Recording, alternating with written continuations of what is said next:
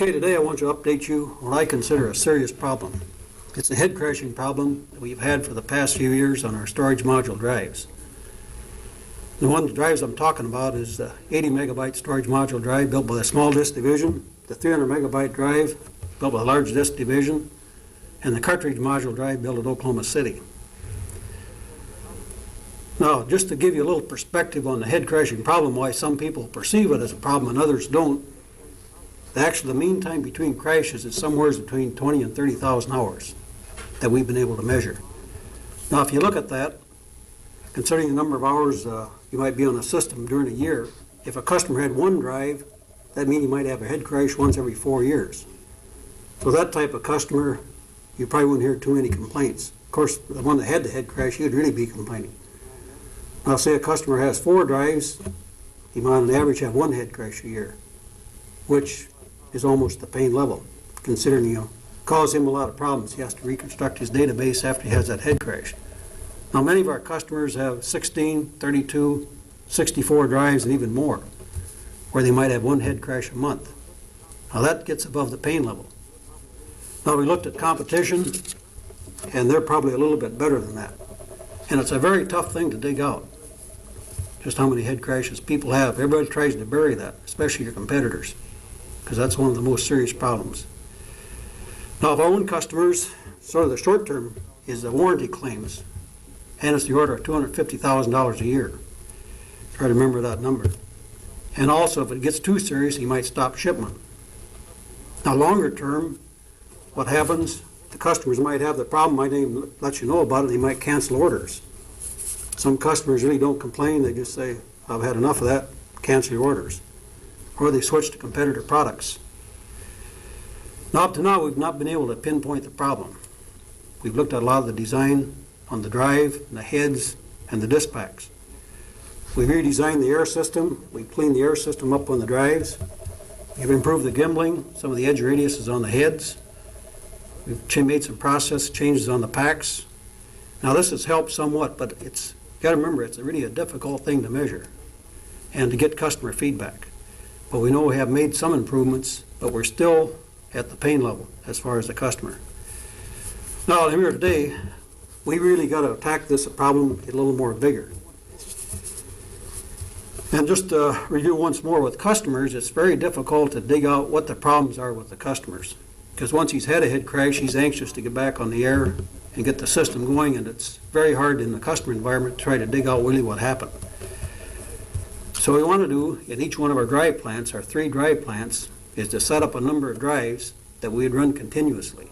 And we'd have 3 packs per drives and rotate the packs across the drives.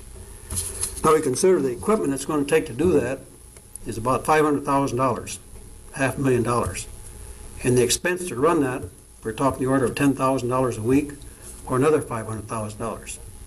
So we're talking about $1 million investigation and problem solution that we have to go through. The other thing we want to do on the disk pack plants, we have 4 operations we build disk packs, and we want to burn in the packs before they go to the customers, just to give some more reliability.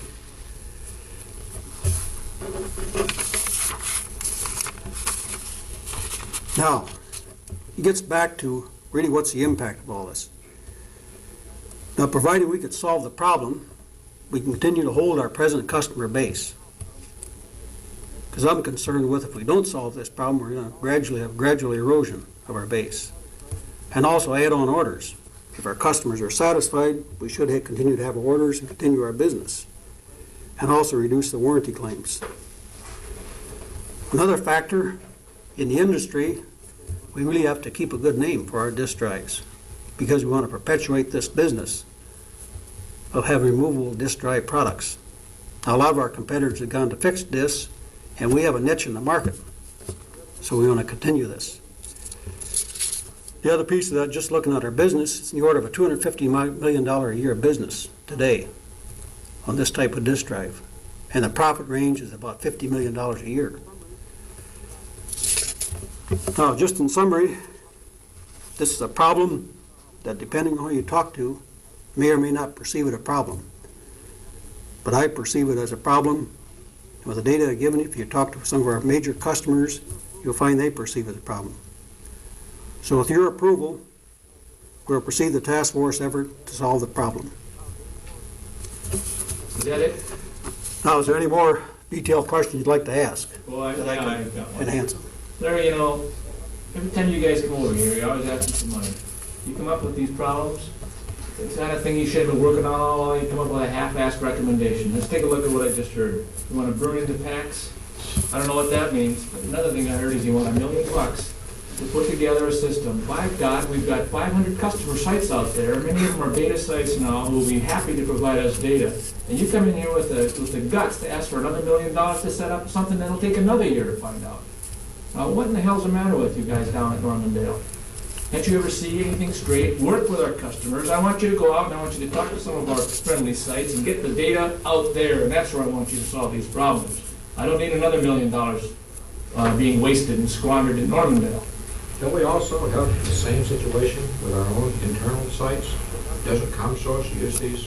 Yes? Okay, now you've got to remember, once again, when I started to talk, just the magnitude. Now, even if you had internally, say 100 drives or 128 drives, now maybe there you're talking about Set up 2 head crashes a year. You want to set up some equipment just to monitor head crashes, and why can't we just monitor our internal equipment? But part of the problem there is that we don't see enough to really get down and solve the problem. Now, to answer Don's question, if you go to the customer sites, by the time you can get there, generally the information is wiped out if you get a serious head crash. And the customer is already, he's anxious to get back on the air. A lot of them don't even want you on the site. They want to get back on the air as soon as possible. Because I heard you loud and clear. I heard you say this, 20,000 hours mean time between failure. You're going to put this test site together. You got 3 units on each one. We're going to get 1 failure per year. Big deal. No, we missed that, though. It was a number of drives. We talked about 16 drives per operation. And running, you never covered it. Yes, I covered that. And it was 3 disk packs per drive we're talking about, to multiply up the number of packs and get the How many interchange. drives you got in all in this test case then? It would be 48. 48 drives on a continuous basis, rotating the packs. Now, another little detail there. One of the ways of detecting a head crash that we can do in this controlled environment is with particle counters. So we can catch that head crash as soon as it starts to occur. What you can't do with the customer is these very expensive equipment. What are you Now we can do this. It's costing us $10,000 a week. Just the number, the people to monitor the test setup. It's going to take in each one of these operations. It's going to take technicians. We're going to do this around the clock, on a round-the-clock basis. What we want to do is catch the failure as soon as it occurs so that we can reconstruct and really find out what happened in the crash. And that's very difficult to do in the customer environment. We have to pinpoint. Larry, what level of confidence do you have that these tests are really going to come up with any new information that we're going to be able to take action with? Now, it's still a gamble. It's still because in head crashing, what I've been experienced in the past, it's a very difficult thing to pinpoint. Generally, you don't find any one reason for it. It's a variety of reasons. Have you guys come up with any computer simulations of the aerodynamics of these heads? Yes, that's a very thorough study's been made. We've went through that on the drive and the disk, compared those dynamically. We have computer programs on the heads. And it's been a good technical analysis. And that's why it's so difficult to really find out, to pinpoint the reason. Marty, you're trying to make something purely perfect. You know, I worked on the equipment for years myself, and I don't think we can build equipment that's purely perfect. By the way, do you have any QA analysis? In other words, has quality come in and you got the quality reports to support the need for all this? Yes, we have the field reports from the quality reporting system, the near-far system. You know, and we know the number of head crashes we have. Has quality identified that as a serious problem and support you? Yes, they hear the customer complaints. Now, it's almost a subtle thing, because some customers might not even be complaining. If you're talking to some various customers, they might not even think it's a problem. Now, it's another one that I'm worried about, is that the business sort of gradually goes away before you really find out about it. And that's why I want to alert you to this and feel we're at the point we have to take action on this.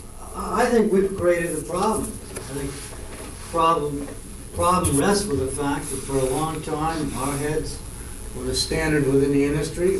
We've got people up to a certain confidence level as to the use life of these systems. They push them beyond the normal use expectancy, and now they're looking for an immediate warranty solution to a problem which is nothing more than a physical device wearing out. If I have a blowout in my tire and I look at the tire and there's no tread left, is that my fault or is that the manufacturer's fault? I think these people don't have proper maintenance schedules which alert them to the point in which they have to replace these heads. The Good. problem is not that the heads die, it's whether or not the heads die within the expected lifespan of the heads. And you haven't convinced me that that's a problem. Okay, that's a good point. That's partly what we want to do on these tests, is to set up where we can control the environment and determine it might be part of the maintenance Well, problem. can't we control the environment best on our own resources and our own facilities? Why don't we try this in Cleveland? The time-sharing delivery point. Why do we want to admit to the customer it's a problem before we know it's a problem? We're really not, that's why, another reason, I bring up there why we want to do this internally. Because we really want to pin, $1 million? yes, I got a lot of We good feel guys it's- on the system over at the Business and Technology Center or at Arden Hills. Looks like we could just run that test there. yes. But once again, getting back, we really want to control the environment and control Yeah, but the You can test. control that environment, Larry. I agree with Larry over here. We haven't got the money to put in this kind of an operation. It's gotta be a real environment, or it's not a test case. I just can't believe you can set up an environment that you described, and it's gonna be real like the customers. And before you get off the stand up there, I want you to tell me, who the hell are some of these customers? Because my phone sure isn't ringing off the hook with this kind of a problem. Okay, probably a few of the customers are people like Digital Equipment, one of our best OEM customers, continue complaining about the problem. We've been out there looking at They their don't have any sites. customers.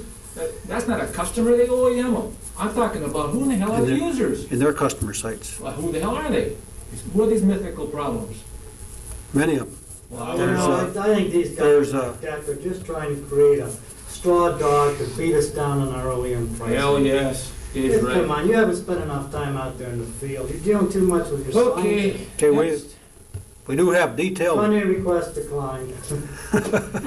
Wrap it up, wrap it up, we'll get back to okay, in summary, I really think what we have here at risk, we have a $250 million a year business at risk with a $50 million today is what we're making profit. And we got to make sure we can perpetuate that business. And I think it's well worth the investment to really dig out the real root cause of this and to solve the problem once for all.